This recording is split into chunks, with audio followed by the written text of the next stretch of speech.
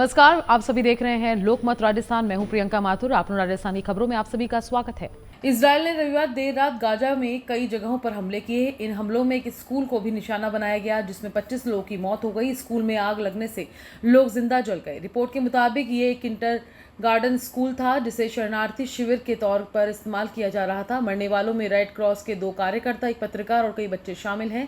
इनमें गाजा का सबसे कम उम्र का इन्फ्लुएंसर याकिन हम्माद भी मारा गया है। दूसरी तरफ स्पेन ने दुनिया भर के देशों से इजरायल पर प्रतिबंध लगाने की मांग की है। बांग्लादेश की पूर्व प्रधानमंत्री शेख हसीना ने अंतरिम सरकार के मुखिया मोहम्मद यूनुस पर देश को अमेरिका को बेचने का आरोप लगाया है। उन्होंने कहा कि मेरे पिता अमेरिका की सेंट मार्टिन द्वीप को लेकर रखी गई मांगों से सहमत नहीं हुए थे। उन्हें उनकी कीमत अपनी जान देकर चुकानी पड़ी।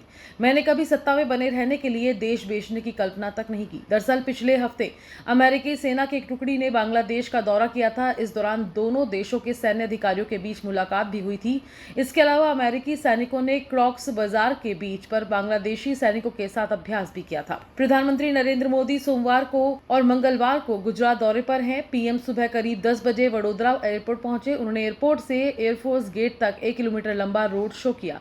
इसे सिंदूर सम्मान यात्रा का नाम दिया गया। रोड शो के दौरान पीएम मोदी को देखने के लिए सड़क के दोनों तरफ लोगों की भीड़ उमड़ पड़ी। इसमें ऑपरेशन सिंदूर पर विंग कमांडर व्योमिका सिंह के साथ प्रेस कॉन्फ्रेंस करने वाली भारतीय सेना की कर्नल सोफिया कुरैशी का परिवार भी मौजूद था। उन्होंने भी फूल बरसाकर पीएम मोदी का स्वागत किया। पीएम का रोड शो करीब 10 मिनट तक चला। इस दौरान प्रधानमंत्री कहीं भी रुके नहीं। वे वडोदरा के दाहोद के लिए निकल गए। प्रधानमंत्री मोदी ने एनडीए शासित राज्यों के मुख्यमंत्रियों और उप मुख्यमंत्रियों के साथ दिल्ली में बैठक की। जानकारी के अनुसार उन्होंने नेताओं को ऑपरेशन सिंदूर और इससे जुड़े मुद्दों पर टिप्पणी करने की चेतावनी दी है। मोदी ने एनडीए नेताओं से कहा कि उन्हें हर मुद्दे पर बोलने की जरूरत नहीं है, न ही गैर जरूरी बयानबाजी करने की जरूरत है। 11 मई को मध्य प्रदेश के मंत्री विजय शाह ने ऑपरेशन सिंदूर को लेकर प्रेस कॉन्फ्रेंस करने वाली कर्नल सोफिया कुरैशी को आतंकियों की बहन बता दिया था। उनके इस बयान को लेकर काफी विवाद हुआ। इसके बाद विजय शाह ने वीडियो जारी कर माफी भी मांगी थी। हालांकि मामला सुप्रीम कोर्ट पहुंच गया। कोर्ट ने विजय शाह की माफी भी नामंजूर करते हुए कहा कि मंत्री के बयान से पूरा देश शर्मसार है। सुप्रीम कोर्ट के आदेश पर एसआईटी जांच चल रही है। हालांकि उनकी गिरफ्तारी पर फिलहाल रोक लग गई है। असम के मुख्यमंत्री हिमंत बिस्वा शर्मा ने एक बार फिर बांग्लादेश को चेतावनी दी है। सीएम हिमंत बिस्वा ने मोहम्मद यूनुस पर पलटवार करते हुए कहा कि बांग्लादेश के पास 2 चिकन नेक हैं, जो पूर्वोत्तर को देश के बाकी हिस्सों से जोड़ने वाले भारत के चिकन नेक कॉरिडोर से ज्यादा कमजोर है। असम सीएम शर्मा ने बताया कि जो लोग आदतन चिकन नेक कॉरिडोर पर भारत को धमकाते हैं, उन्हें इन तथ्यों पर भी ध्यान देना चाहिए। उन्होंने सिलीगुड़ी कॉरिडोर का जिक्र किया। भारत का 22 किलोमीटर चौड़ा संकीर्ण भूमार्ग जो अपने पूर्वोत्तर राज्यों को मुख्य भूमि से जोड़ता है, जिससे अक्सर रणनीतिक चेक पॉइंट के रूप में देखा जाता है। ऑपरेशन सिंदूर के दौरान पाकिस्तान के सभी हमलों को नाकाम करने वाली भारतीय वायुसेना अब नए सुरक्षा मिशन में जुट गई है। वायुसेना एयर डिफेंस सिस्टम को अमेरिकी गोल्डन डॉम और इजराइल के आयरन डॉम से भी बेहतर बनाने जा रही है। इंडियन एयरफोर्स के पास अभी दोनों डॉम जैसा ही एयर डिफेंस सिस्टम है, लेकिन वह चीन और पाकिस्तान से होने वाले हवाई हमलों को नाकाम करने के मकसद से तैयार किया गया है। वायुसेना अब देश भर को रक्षा देने के लिए सबसे मॉडर्न और स्मार्ट एयर डिफेंस सिस्टम बनाने पर फोकस कर रही है।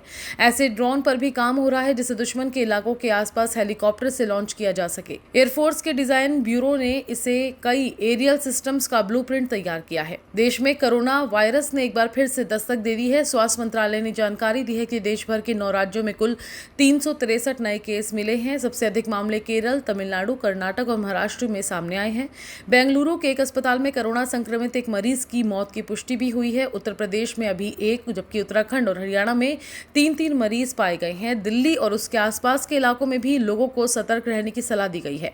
स्वास्थ्य मंत्रालय ने बयान जारी करते हुए कहा कि स्थिति डरावनी नहीं है, लेकिन सतर्क रहना बहुत जरूरी है।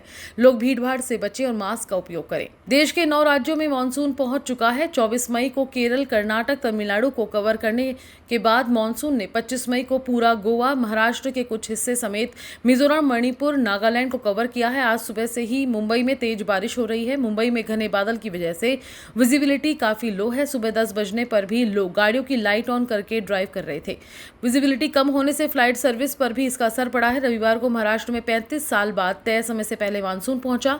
राज्य में मानसून अमूमन 5 जून के आसपास एंट्री करता है, इस बार 10 दिन पहले पहुंचा। इससे पहले 1990 में 20 मई को पहुंचा था। खबरों में फिलहाल इतना ही। मैं लेती हूँ इजाजत। नमस्कार।